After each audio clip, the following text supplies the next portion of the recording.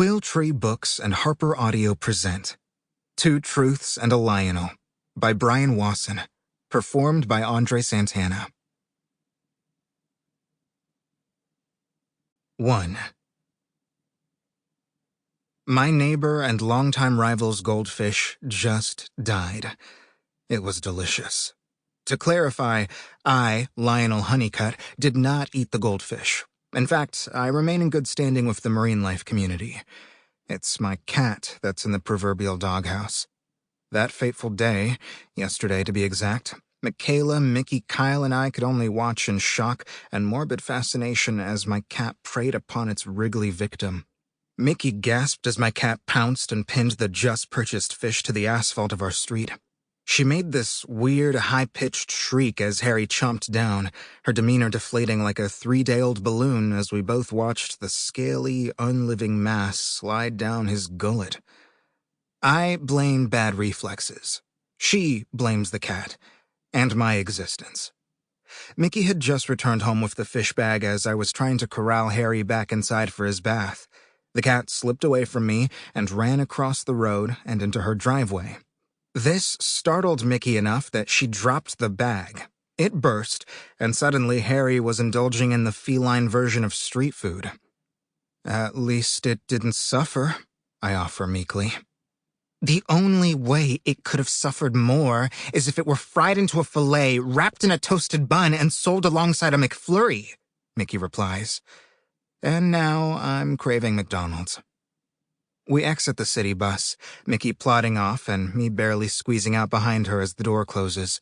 Mickey soldiers onto the crosswalk and cuts right into the grass buffering the street from the mall parking lot. Slow down, I say, touching her shoulder. She heel turns, her brown eyes somehow incandescent red. I'm gonna write a will someday, she declares. And the first sentence will say, I hate Lionel Honeycutt, and you must too.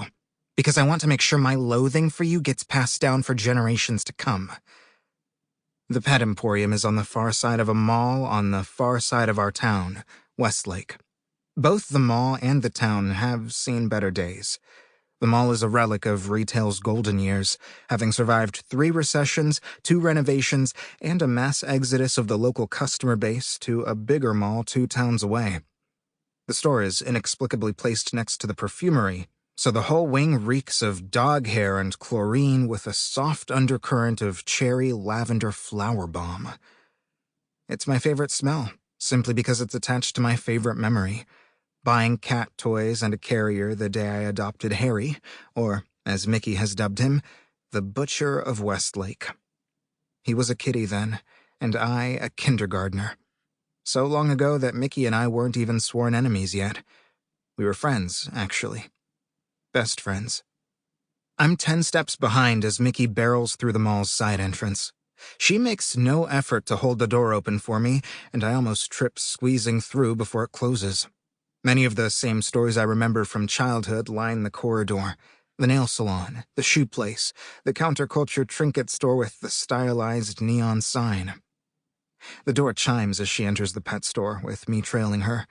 A tall, thin rail of a guy behind the counter puts his phone down, scratches the stubble above his ring of neck tattoos, and cranks out a smile more laborious than his actual job. With a decidedly flat, unhelpful tone, he draws out a, Hi, welcome to Pet Emporium. How may I help you? The space above him is hazy, a wispy cloud of gray smoke yawning across the ceiling. Is he seriously vaping? Mickey slowly glides over to the counter. Yes, she replies. I've got this pest problem I need eliminated. Fleas on the dog? He asks. Her head shakes. Boy. Over the shoulder, she tells him with a slight nod. Leaning on the glass, her words shift into a low, conspiratorial mode. Can you help me eliminate this problem? The poor guy says. Mickey leaves him speechless as she barges toward the aquariums, me following close behind. It's just us here, apart from a couple who look to be in their 20s. They're holding hands, spouting color names and compliments as they point to the more ostentatious fish. The antithesis of us. Sample complete. Ready to continue?